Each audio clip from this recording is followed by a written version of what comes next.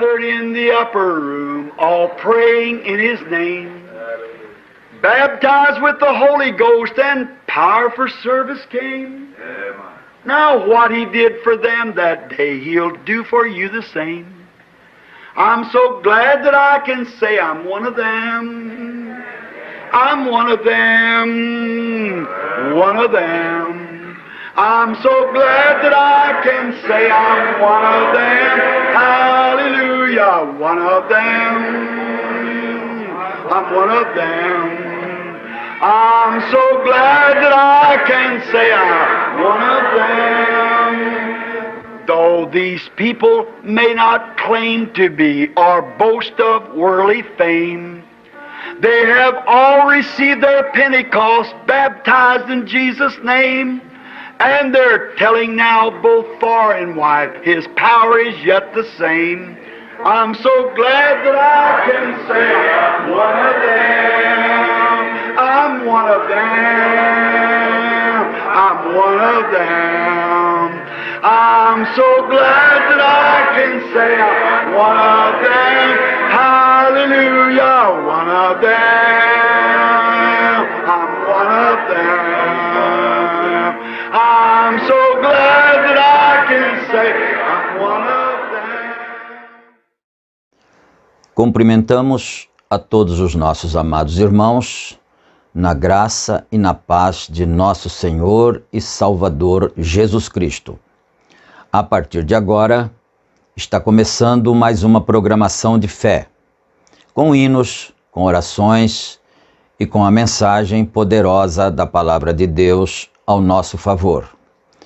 E para darmos início a mais este culto, então nós teremos uma palavra de oração, falando com o Senhor Deus Criador e pedindo a bênção, a direção e a orientação para Ele a respeito deste trabalho que vamos fazer agora, que nós possamos estar sob a inspiração do Espírito Santo para falarmos aquilo que o Senhor quer.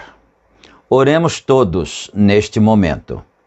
Gracioso e soberano Deus, Pai de nosso Senhor e Salvador Jesus Cristo, a partir de agora, estamos começando, Senhor Deus, mais uma programação de fé que certamente tem beneficiado seus filhos, tem edificado os teus filhos, ó Pai, e também cremos que tem glorificado ao nome do Senhor.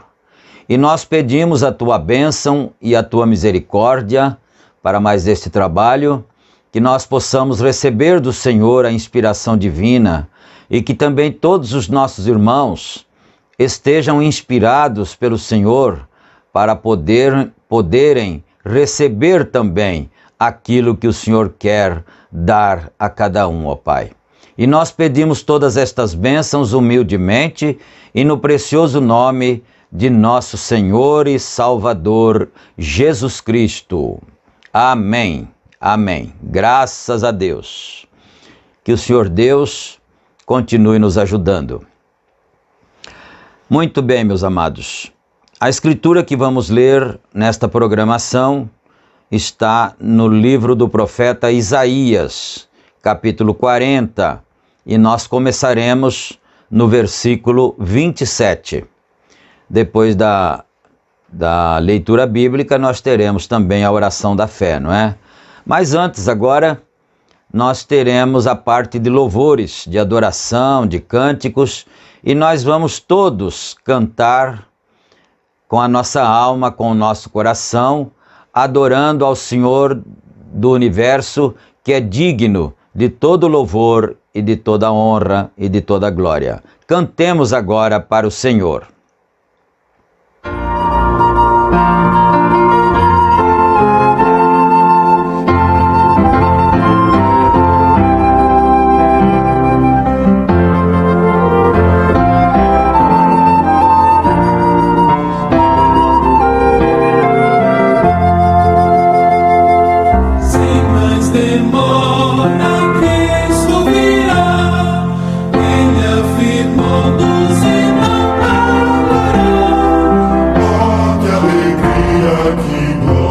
Será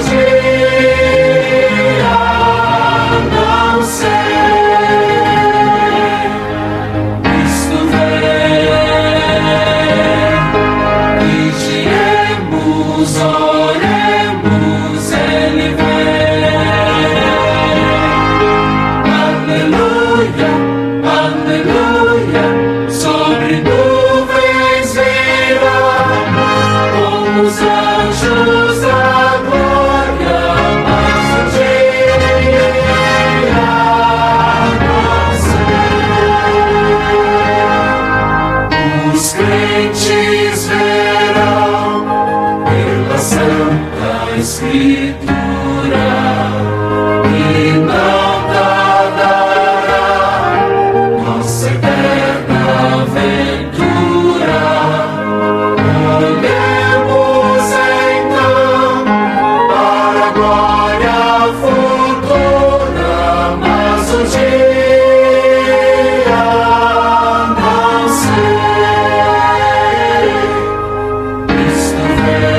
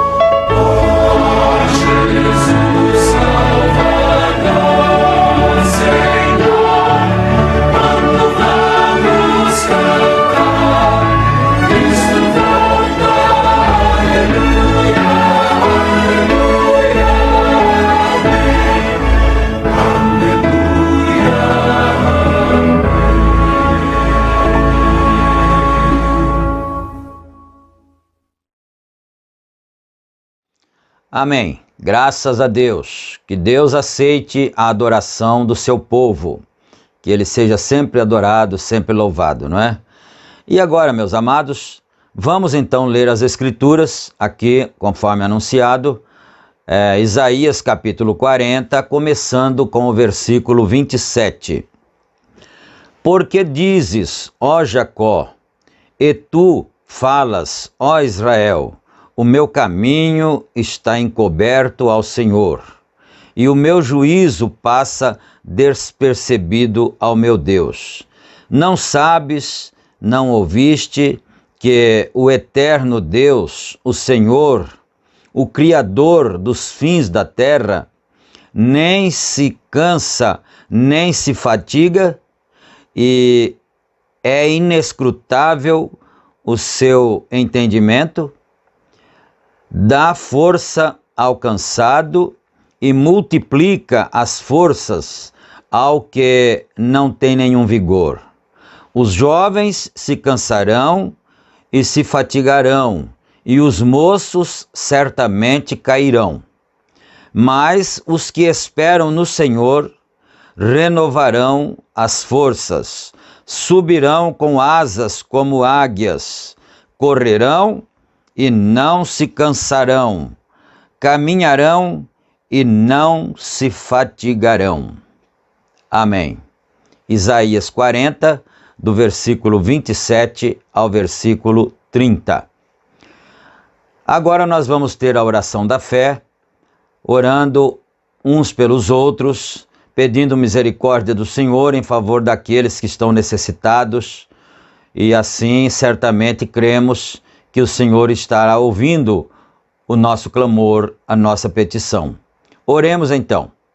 Senhor Deus Todo-Poderoso, Pai bendito de misericórdia, mais uma vez, Senhor, suplicamos a Tua misericórdia, a Tua compaixão divina em favor dos Teus filhos, em favor daqueles que estão necessitados, aflitos, oprimidos. Ó Deus bendito, perdoa, Senhor, o pecado de cada um de nós. Ó Pai de misericórdia, o Senhor conhece nossas necessidades, o Senhor conhece os nossos problemas, as nossas lutas, o Senhor sabe de todas as coisas, ó Pai.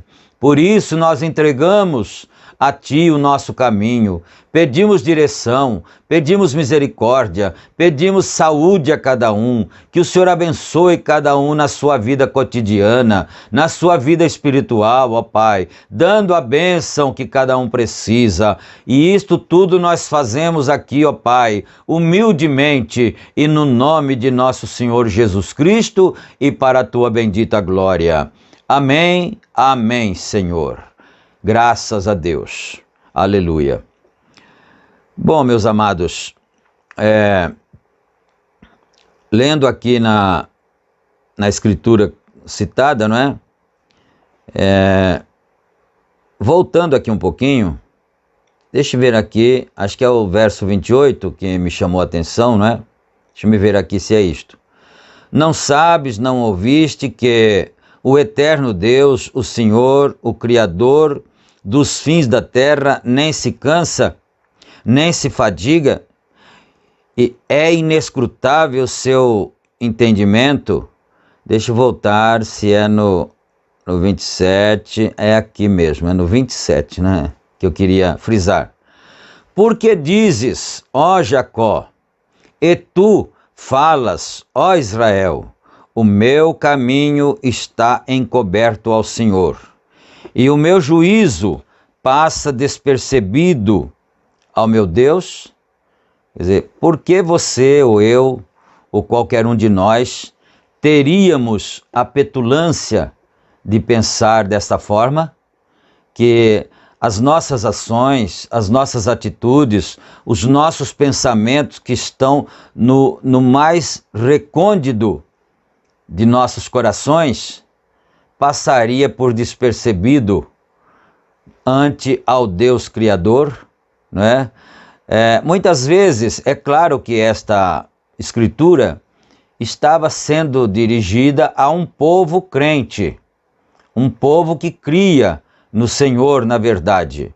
Mas mesmo assim, havia muitas vezes rebeldia no meio do povo. Então, por isso, a interrogação divina: por que faria você isto, não é? Jacó, ou Israel, ou eu, ou você, ou qualquer um de nós, não é? Pensar que o que nós pensamos, o que nós intentamos em nossos corações, passaria por despercebido ante ao Senhor, que é o Criador, não é? E no 28 então diz: não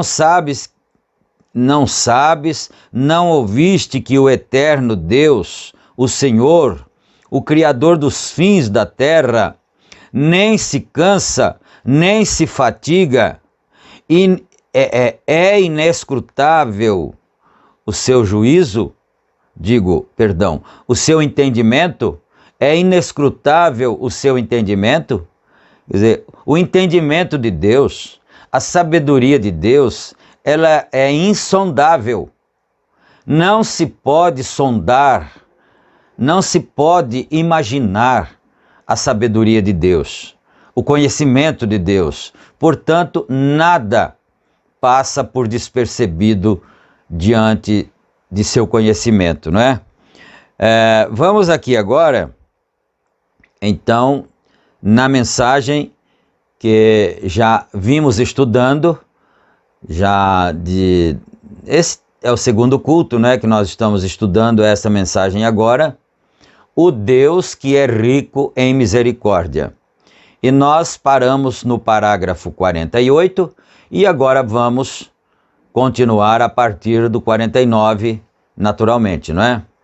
Então ele diz assim: igual a minha história da águia, de como a águiazinha foi chocada debaixo de uma galinha, e a criaturinha andava com os pintainhos. A galinha cacarejava e ele não entendia seu cacarejo. E os outros pintainhos, sua dieta que eles tinham no curral, ele não entendia aquilo, como eles faziam aquilo. Porém, havia algo nele que parecia ser diferente do que os pintainhos eram. Porque, para começar, ele era uma águia. Está correto? Um dia a mãe veio caçando e quando ele ouviu aquele grito de águia, foi diferente do cacarejo da galinha. Eu vou fazer uma pausa aqui porque nós gostaríamos de comentar um pouquinho a respeito do que ele está querendo dizer com esse exemplo que ele está dando da águia, né? Então, a águia é uma ave bípede, quer dizer, que tem 2 pés, não é? A galinha também é uma ave que tem 2 pés, bípede também. A galinha tem penas, a águia também tem penas, não é? A galinha tem bico, a águia também tem bico. Agora, até aí tudo bem. Agora vamos para as partes diferenciadas, né?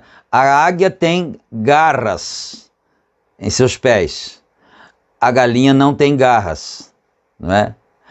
A águia, ela voa às alturas. Parece-me que o pássaro que voa mais alto é a águia. E quanto mais ela voa alto, mais ela pode ver a presa embaixo, não é? A galinha já não tem essa habilidade de voar tão alto. Então a galinha dá um voo assim, de aí uns 3, 4 metros de altura, mas ela logo cai ali poucos metros adiante. A águia não. A águia voa nas maiores alturas e quando dizem os historiadores, os conhecedores, né, que quando ela está lá nas alturas, ela não precisa ficar fazendo força para voar. Ela simplesmente abre suas asas, por serem muito grandes, né, e o vento simplesmente a conduz para onde quer que ela deva ir. Então aí já existem diferenças entre essas duas aves. Uma é galinha e uma é águia, não é? Agora aqui ele está falando de um filhote de águia que havia sido um ovo, não é? De águia que havia sido chocado debaixo da galinha e nasceu naturalmente junto com os pintainhos. Então é isso que ele está dizendo aqui. A águiazinha não entendia o cacarejo da galinha, porque a águia pia diferente. Mas a águiazinha filhote também nunca tinha ouvido um piado de uma águia. E nem tampouco um piado de galinha, mas quando nasceu sob a galinha, não é? Então ela começou a ouvir aquele cacarejo da galinha e não conseguia entender o que aquilo significava. Agora, nós lemos na Bíblia, no último verso que nós lemos, o verso 30, não é? Isaías 40, no verso 30, diz que os que esperam no Senhor renovarão suas forças como a águia. Então, aquilo estava mostrando o tipo de um crente, de um determinado crente, que renovariam suas forças como a águia. Ele disse, o moço, o jovem se cansa e o moço cai, não é? E assim por diante. Mas os que esperam no Senhor renovarão suas forças como a águia. E estando ela andando junto com a galinha, você sabe, isso significa que ela estava ouvindo uma certa doutrinação, um certo ensinamento, uma certa forma de viver que ela não entendia, mesmo não tendo nunca ouvido outra forma de palavras, de ensinamento, de doutrinas e assim por diante. Mas na sua natureza ela não era um pintinho ou um pintainho, ela era uma águia. E ela ficava naquela dificuldade ali, como você, que é uma águia de Deus, porque ali no versículo 30, eu poderia até sair um pouco aqui, deixa eu ver aqui, sair aqui um pouco e voltar aqui, não é, na Bíblia, no verso 30, né? Diz assim, ó: mas os que esperam no Senhor renovarão as forças, subirão com asas como águia, correrão e não se cansarão, caminharão e não se fatigarão. Os que esperam no Senhor é da mesma qualidade dos moços, que ele falou aqui atrás, não é? Que se cansarão, e dos jovens que cairão, mas ele disse, mas os que esperam no Senhor renovarão as forças, subirão com asas como águia, correrão e não se cansarão, caminharão e não se fatigarão. Porque o caminhar dá desgaste, o caminhar traz cansaço, não é? Mas, no entanto, no seu caminhar espiritual, no dia a dia, na sua fé, muitas vezes, quantos anos de fé você tem, não é? Quantos anos de crença no Evangelho você tem? E isso traz desgaste, isso traz cansaço, isto traz decepção muitas vezes, não exatamente decepção com o Evangelho, com a Bíblia.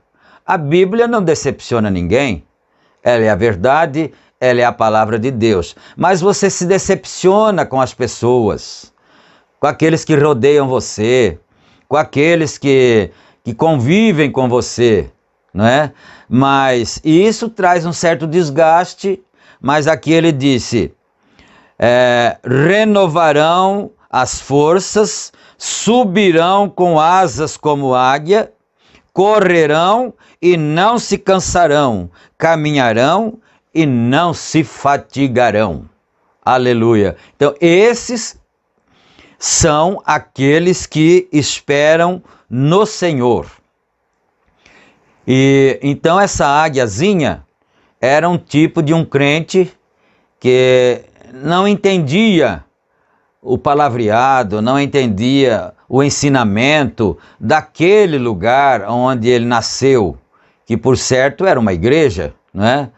Até que um dia ele ouviu o piado de uma outra ave, cujo som ele entendeu que era o piado de uma águia, porque tinha a mesma natureza dele, daquele filhote, não é?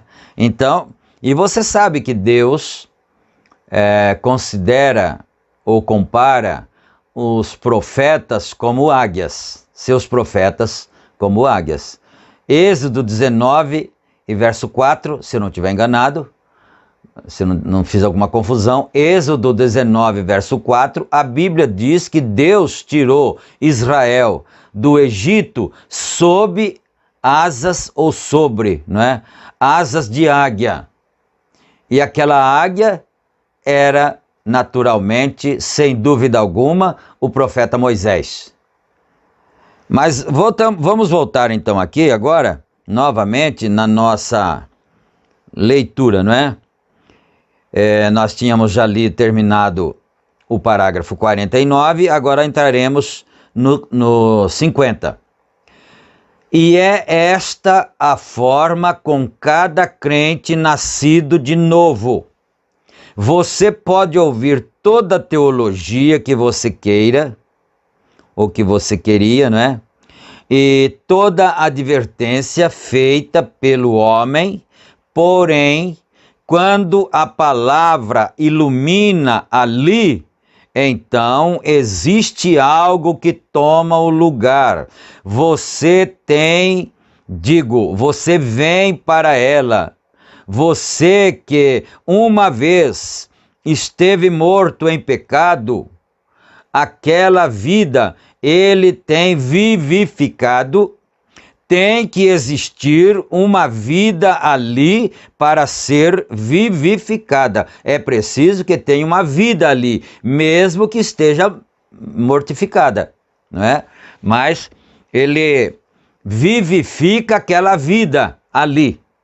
Deus, pela sua presciência, sabia todas as coisas e nós fomos predestinados a ser filhos e filhas de Deus, em que, noutro tempo, estando vós mortos em ofensas e pecados, no qual todos nós tivemos nosso passado, mas tem Ele nos vivificado.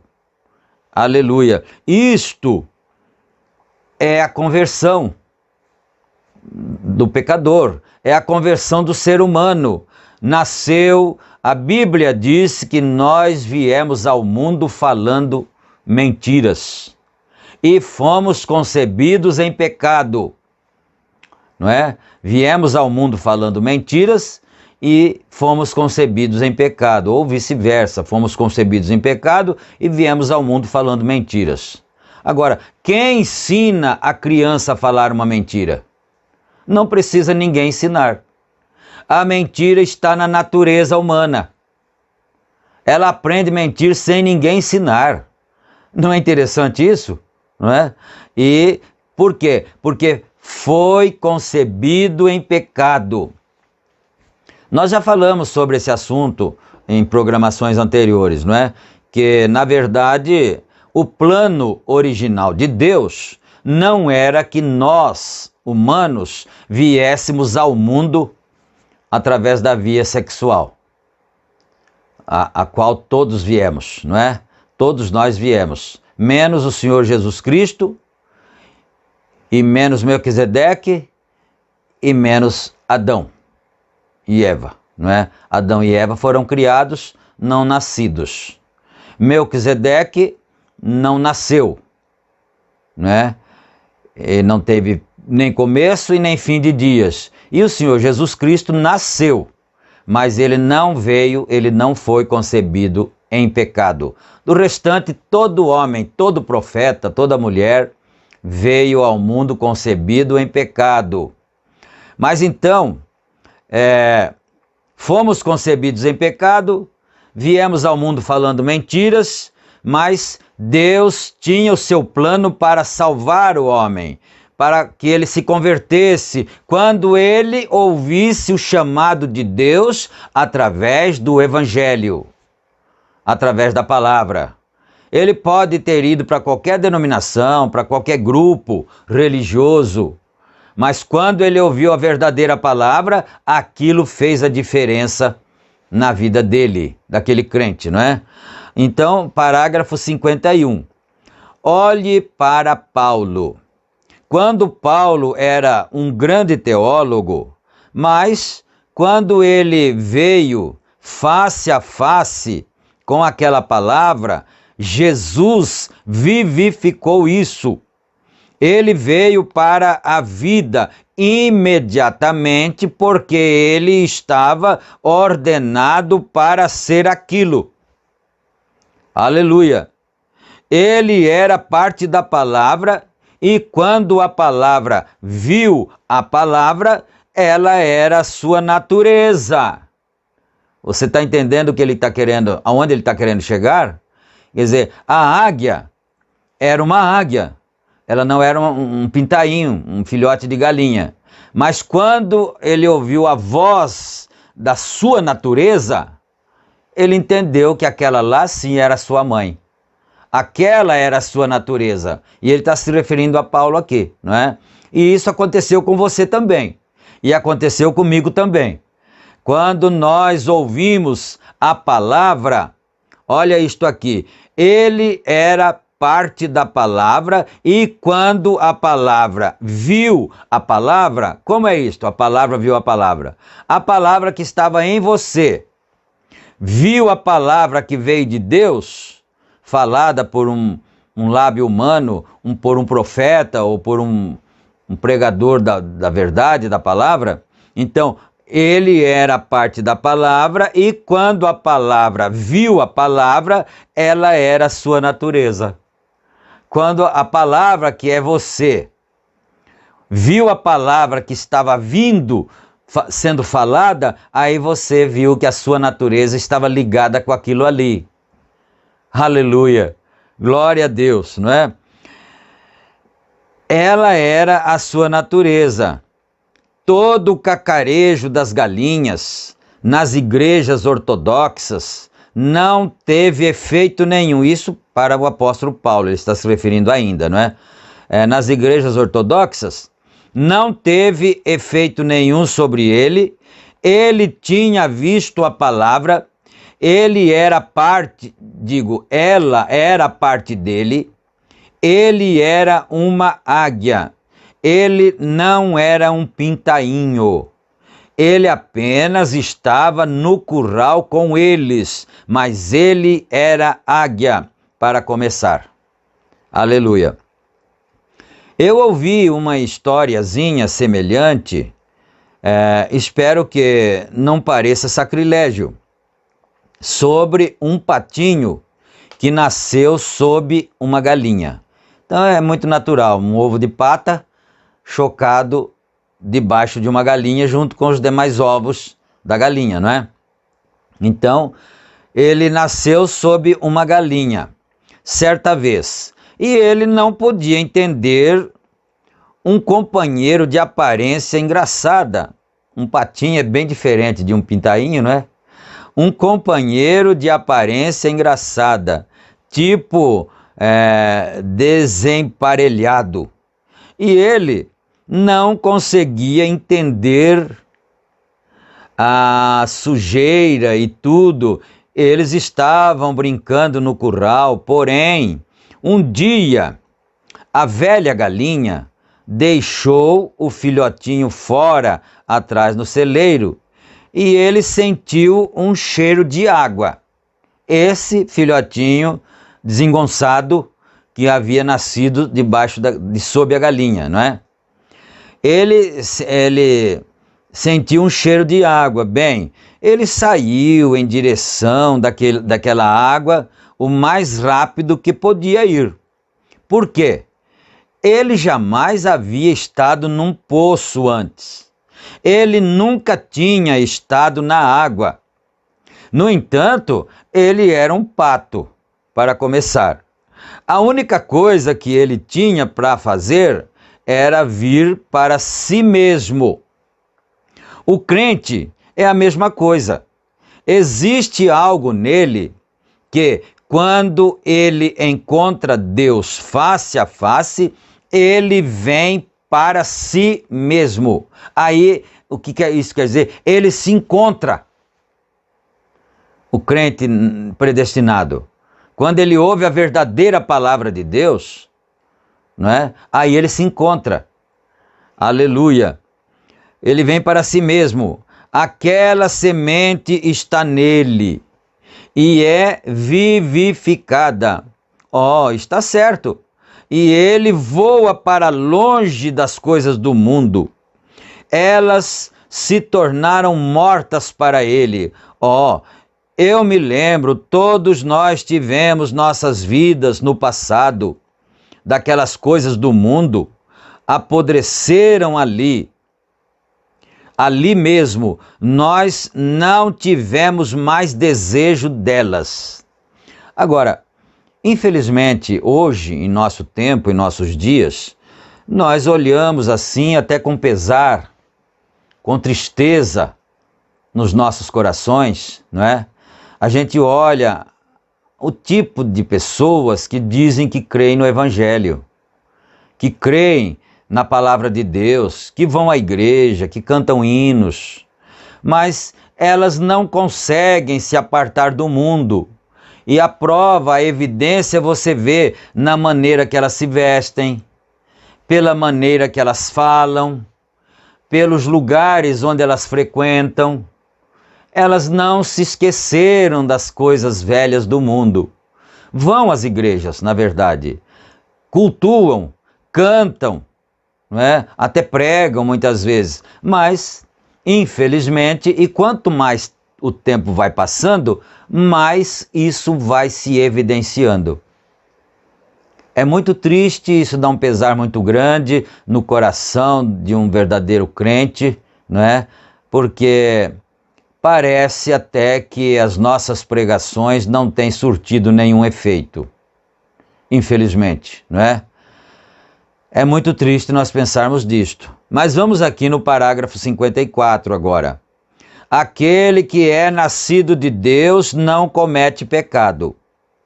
O adorador, uma vez justificado, não tem mais consciência de pecado, não mais deseja pecar. Agora você pode fazer um exame na sua consciência, lá por dentro de você. Você ainda tem desejo das coisas do mundo? Você ainda precisa ficar lutando contra as coisas do mundo? Então, ponha-te a orar. Peça misericórdia a Deus, então, se ainda existe esse desejo das coisas do mundo, por trajes imorais, por palavreados indecentes, não é? Por lugares aonde um cristão não deveria estar. Se você tem esses desejos ainda, você ponha-te a orar então, peça misericórdia a Deus, porque alguma coisa não está bem. Olha isto, né? A questão do pecado terminou. É assim que tem acontecido com você? A questão do pecado terminou? Você se tornou uma parte de Deus em Cristo. Cristo morreu para te redimir. Agora, apenas pense de tudo isto que nós teríamos sido se não fosse por Deus. Mas Deus, em sua riquíssima misericórdia, como Ele nos tem redimido, esta noite, onde estaríamos esta noite se não tivesse sido a riquíssima misericórdia de Deus sobre nós. E outra coisa também que é bom ser lembrado, não é? Que muitas pessoas vêm para o Evangelho com aquela emoção, com aquele entusiasmo, não é? Vêm para o Evangelho, mas muitas vezes é porque querem alguma bênção, ou querem alguma cura, ou então, você sabe, tem um certo evangelho que é o evangelho chamado da prosperidade, né? E esse evangelho que promete que se você aceitar Jesus Cristo na sua vida, a sua vida material vai melhorar 100% e você vai ficar bem de vida, você vai ficar rico, você vai ter fábricas e você vai ter muito dinheiro, não é? Esse evangelho definitivamente não é o evangelho do Senhor Jesus Cristo. Definitivamente. E você sabe que cada pregador terá que responder diante do juízo pelo que ele prega, não é? Então eu tenho consciência que terei que responder diante do juízo pelo que estou dizendo aqui, agora. Mas esse evangelho que promete o reino nesta terra, esse definitivamente não é o evangelho de nosso Senhor Jesus Cristo.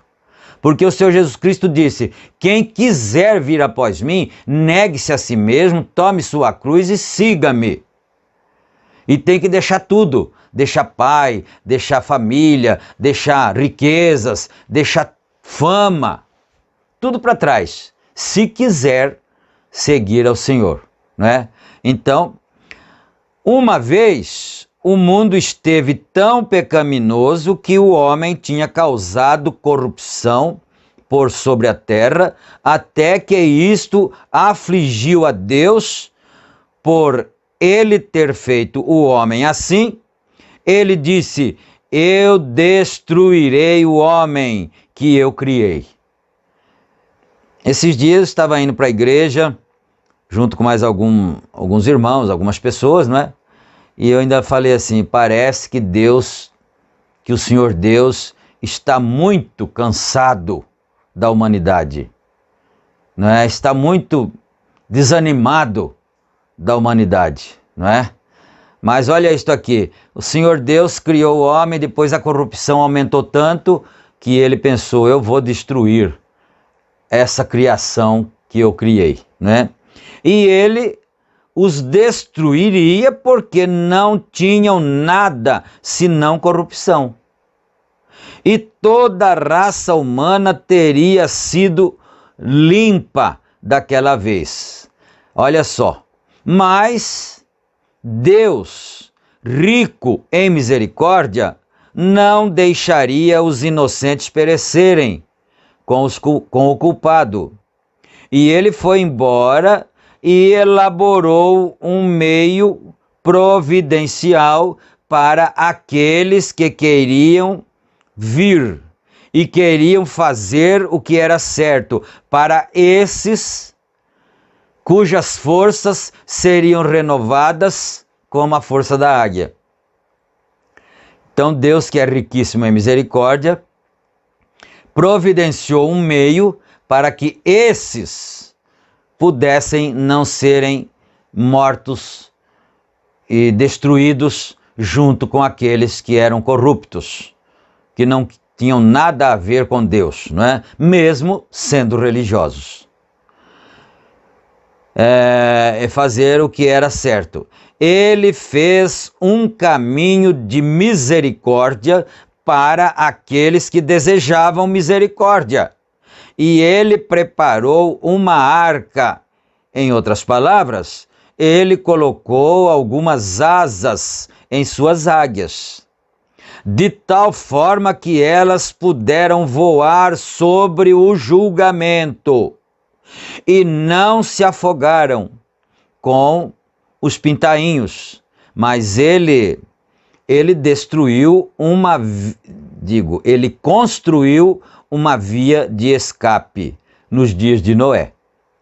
Isto fez com que ele fizesse aquilo, providenciasse isto, porque ele era rico em misericórdia. Porém, após ele ter providenciado um caminho para o povo, e então eles o rejeitarem, agora a razão pela qual eles refutaram é porque ali não há nada para receber aquilo. Nada existe para receber aquilo. Então, deixa eu parar aqui um pouco, senão não vai dar para entender bem, não é? Aonde que não tem nada para receber aquilo? Em que lugar? Não é? Dentro da alma da pessoa. Por que que as pessoas refutam o Evangelho? Por que que as pessoas refutam, rejeitam a verdadeira palavra? Porque lá dentro daquela pessoa não tem nada que faça ligação com aquela palavra, como ele disse de Paulo. A palavra encontrou com a palavra. Não tem nada lá, por isso não recebe. Mas quando tem algo lá, a pessoa recebe, ela ouve a voz de Deus na sua alma, no seu coração, não é? Nada existe para receber aquilo. Minha mãe costumava dizer: você não pode tirar sangue de um nabo, porque não há sangue em nabo. Assim, se não há forma alguma de vida ali para receber isso, então isso não pode ser recebido.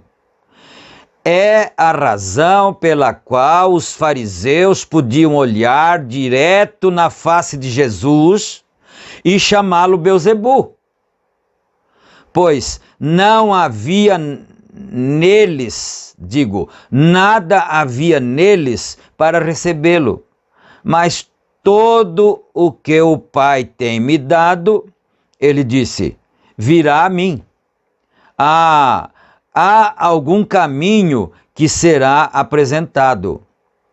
Você pode falar com pessoas, algumas vezes nas ruas, falar com elas sobre o Senhor. Elas riem bem em sua face.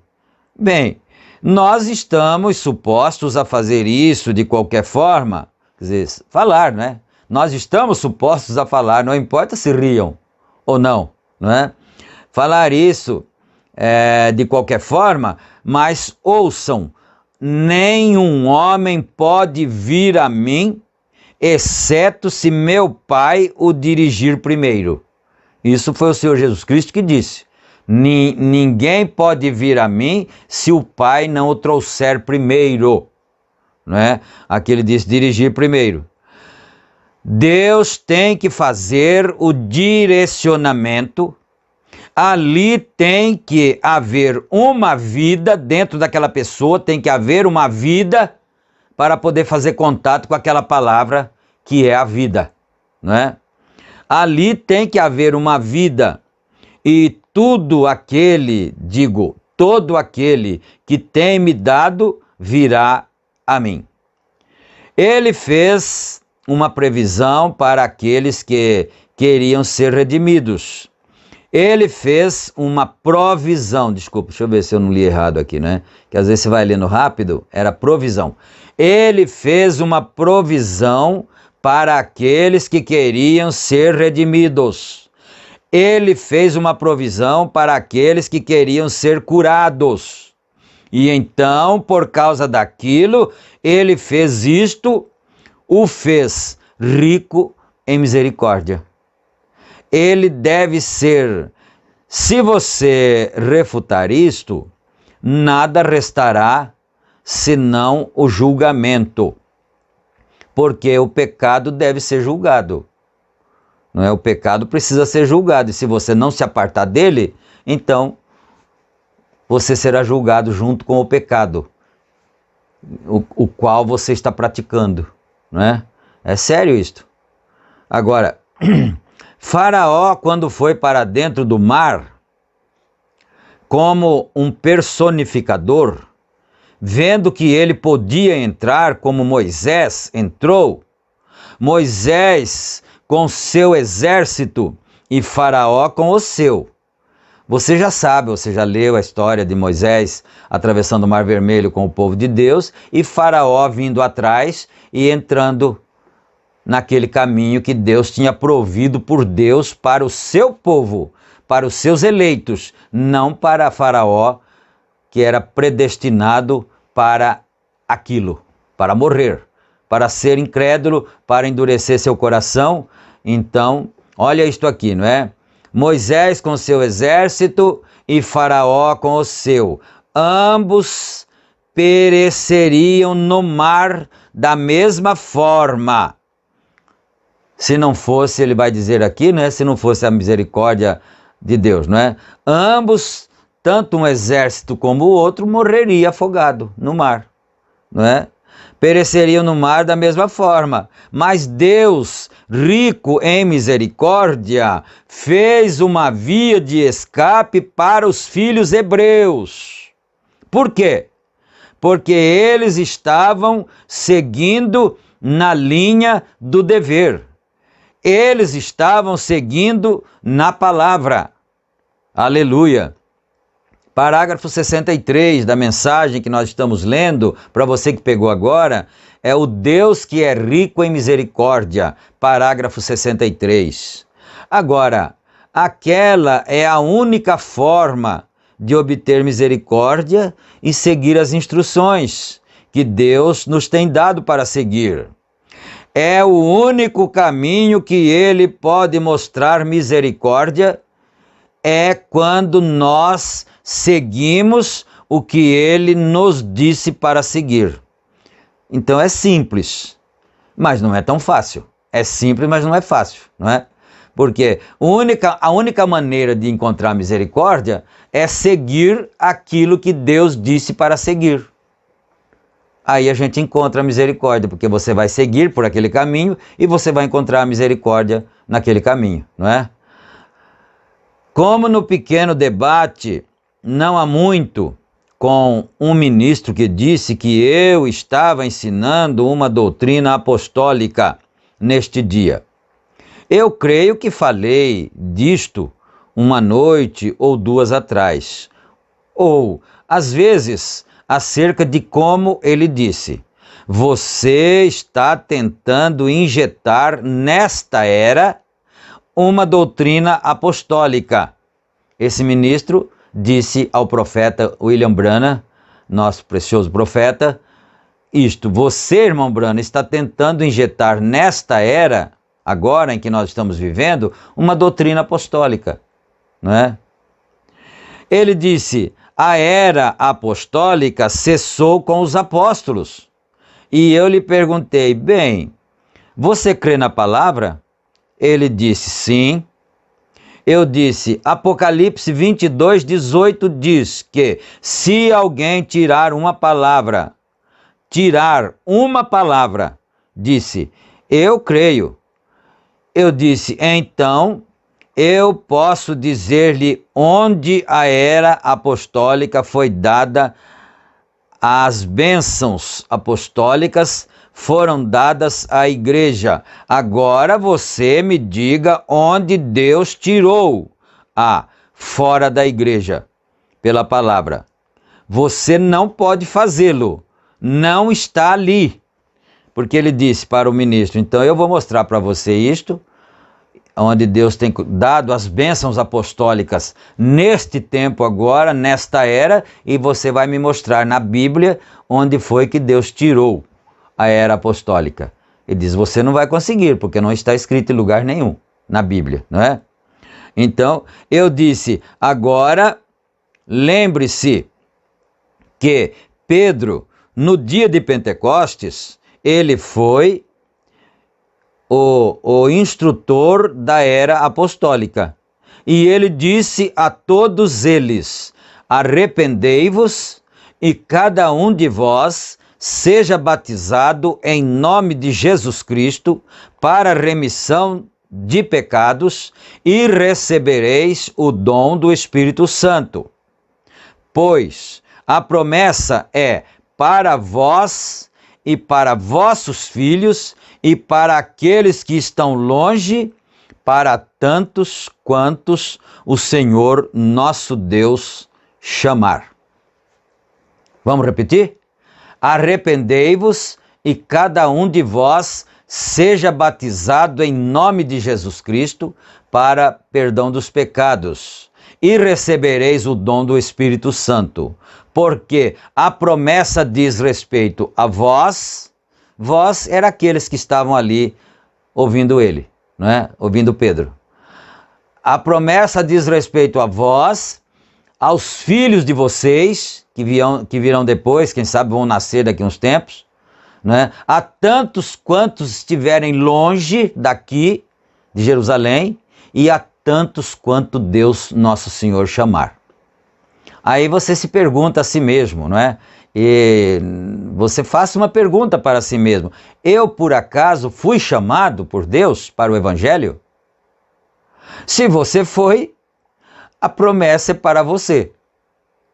Se a promessa não for para você, então é porque você não foi chamado. Você quer ser chamado ou não? Não é? Bom, então é isso, quer dizer, a promessa diz respeito a todos quantos Deus nosso Senhor chamar. Se existe alguém chamado hoje, essa promessa de Atos 2:38 ali, é para essa pessoa. Agora mesmo, não é? Não é só para os dias dos apóstolos, não. Agora, se você quiser ouvir o cacarejo de alguma galinha denominacional, agora ele começa a mostrar as galinhas, não é? Se você quiser ouvir o cacarejo de alguma galinha denominacional e viver ali atrás nas coisas do mundo, então isso mostrará que existe algo errado. Porque aquela é a palavra. Quem quiser pode vir. E se você tem uma vontade, você deve vir. Mas se você não tem nenhuma vontade, então você está numa triste condição. Se não existe nenhuma vontade, então a pessoa está numa triste condição. Aleluia. Mas se você tem uma vontade de vir, venha seguir a fórmula de Deus. Aleluia! Glória a Deus! Deixa eu contar para vocês uma coisa. Eu fui uma pessoa que lutei contra o batismo nas águas em nome do Senhor Jesus Cristo.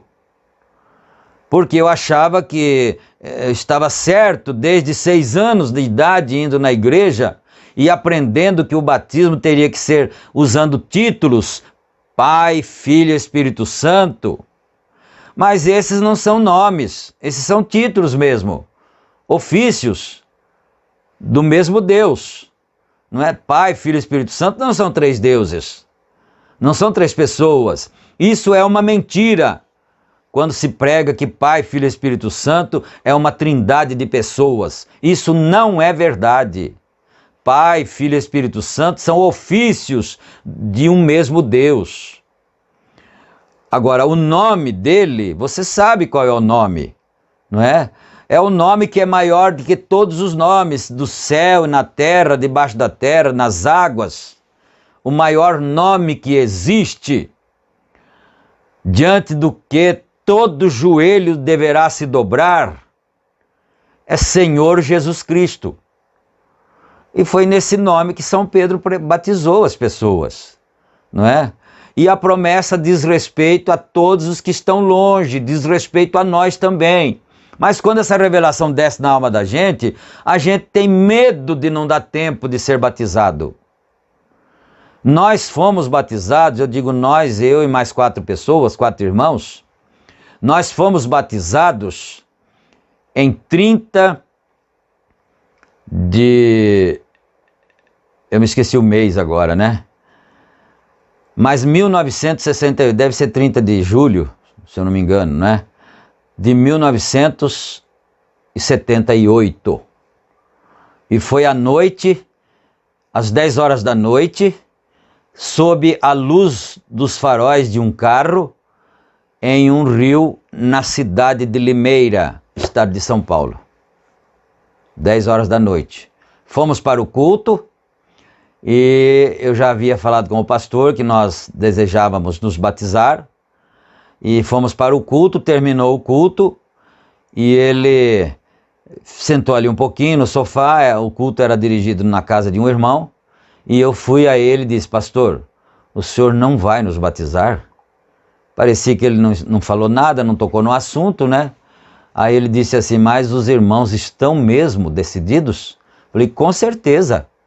Eu estava morrendo de medo de não dar tempo de ser batizado em nome de Jesus Cristo, do Senhor Jesus Cristo, e o arrebatamento acontecer e eu perder o arrebatamento, não é? Então, é isso. A gente tem essas boas lembranças assim, que é tão maravilhoso recordar, não é? Deixa eu ver a hora aqui, que a gente vai pensando que a hora não está passando, né? Mais um pouquinho aqui. E ele nunca falha em cumprir o que ele prometeu. Em certa vez, fui jovem e agora sou velho. Eu nunca o vi falhar em sua palavra, porque ele pode fazer qualquer coisa exceto falhar. Deus, né? Ele não pode falhar. Deus não pode. É impossível Deus falhar e continuar Deus. Ele tem que fazer isso. Agora, o exército de Faraó, ele está lembrando lá do Mar Vermelho, né? O exército de Faraó tentou personificar porque eles não foram chamados e eles não tinham aquela vida, aquele caminho não havia sido aberto para Faraó, porque ele era incrédulo. Ele foi predestinado para morrer ali, não para viver, né? Então, eles não foram chamados e eles não tinham aquela vida para a promessa não foi dada a Faraó. A promessa não lhe foi dada por uma terra prometida. Então, Faraó não tinha nenhuma promessa de que ele iria para uma terra prometida. Mas os filhos de Israel, sim, tinham uma promessa, né? Agora, São Pedro disse: a promessa diz respeito a vós, vossos filhos, todos os que estão longe e a tantos quanto Deus nosso Senhor chamar. Que promessa é esta? Promessa do Espírito Santo, que significa promessa de vida eterna. Aleluia! Glória a Deus! E um personificador tentando seguir um crente verdadeiro, que é chamado para tal, somente faz uma imitação fora dele. É o que acontece com o nosso sistema religioso hoje. Há muitas pessoas tentando personificar o Espírito Santo. Muitas pessoas tentando personificar o batismo. Muitas pessoas tentando personificar a era apostólica. É para os crentes. E isto exclusivamente. Deus tem feito um caminho rico em misericórdia, tal forma que seus filhos não perecessem. Ele tem preparado um caminho para eles.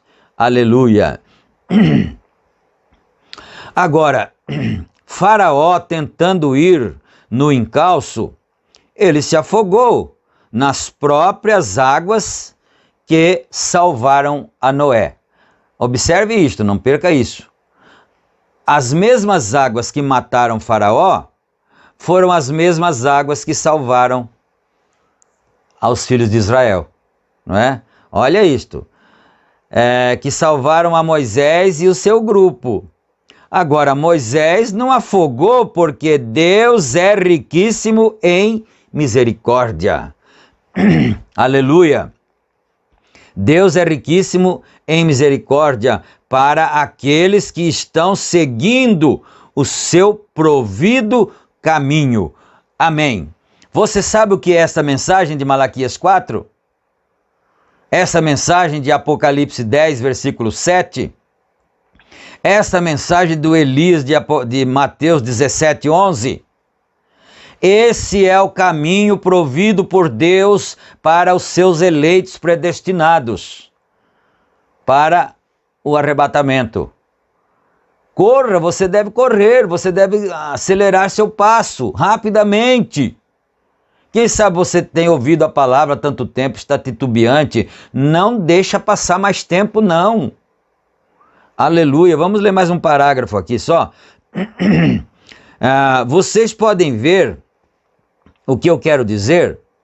Que esta noite, pessoas que não creem na cura divina, pessoas que não creem no batismo do Espírito Santo, como podem elas receber qualquer coisa? Deus é rico em misericórdia para aqueles que seguirão após ele, não após a um credo, mas após Deus. Aleluia. Deus é a palavra, e ela se fez carne e habitou entre nós, agora de tal forma que ele podia trazer outros atributos de Deus. Deixa eu ver se é, às vezes a gente lê com pressa, né? De tal forma que ele podia trazer outros atributos de Deus.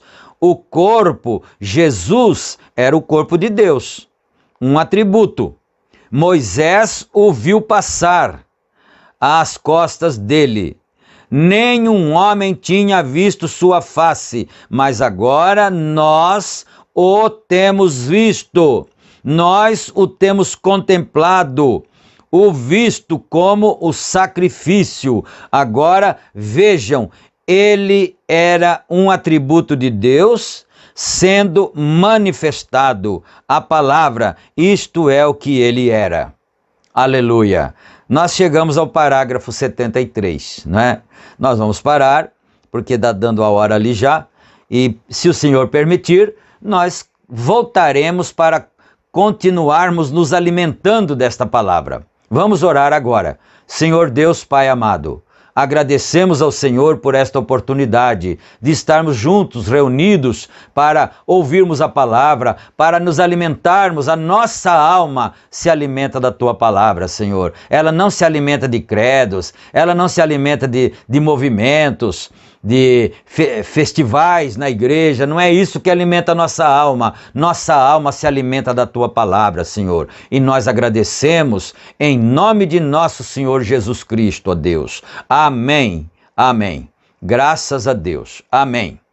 Meus amados irmãos, nós vamos ficando por aqui, não é? Mas nós pedimos a vocês que não se esqueçam de clicar no gostei ali, no joia, né? No sinal de joia. Isso quer dizer que você gostou do vídeo, para que ele possa ser impulsionado. E também, se você não é inscrito, inscreva-se neste canal, para cada vez mais poder as pessoas receberem essas mensagens, para os eleitos serem alcançados, não é? E também ativa o sininho, o sinalzinho de um sininho lá, que aquele é a notificação que irá para o seu e-mail quando nós gravarmos os vídeos e publicarmos, não é? Fiquem todos na graça e na paz do Senhor Jesus Cristo, e até o próximo culto, se Deus quiser e Ele quer. Amém. Graças a Deus. Amém.